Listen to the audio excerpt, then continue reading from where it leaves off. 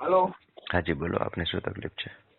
મારે જમીન અદલા બદલી થઈ ગઈ છે 30 ગુઠા હમ અને જવા આવવાનો રસ્તો નથી રહ્યો. મને મારા સર્વે પેલા તો નંબરમાં અદલા બદલી થઈ ગઈ છે એને રોવાય, જવાના રસ્તાને પછી રોવાય.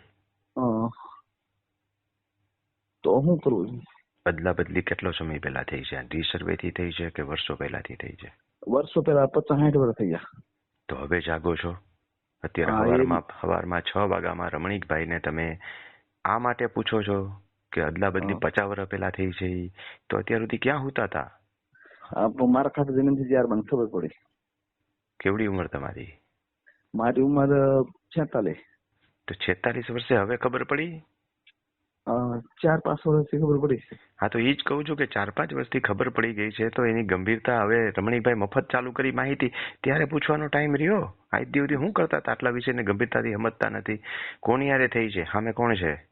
અમારા ભાઈઓ ભાઈ છે. આગે ભાઈઓ છે.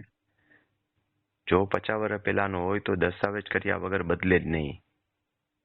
પણ 70 ગુઠા દસ્તાવેજ થાય. 70 ગુઠાનો દસ્તાવેજ ન થાય, ટુકડા ધારામાં ફસાઈ જાવ તમે. બાજુમાં બીજી જમીન છે તમારી? એ થોડોક આગળ પડે, 40-50 ફૂટ નો વચ્ચે ગેપ છે. બધું લઈને રૂબરૂ મળી જાવ, જોયા પછી કહી શકું, નકર કાંઈ ન કહી શકું. શું નામ અને અટક તમારું? નંબર સેવ કરી લો. સુરેશભાઈ મકવાણા. બધું લઈને મળી જાજો. કા તાલીમ કેમ્પમાં આવો ને, મલક મળવા નથી આવવું. જોયા વગર કશું ન કહી શકું.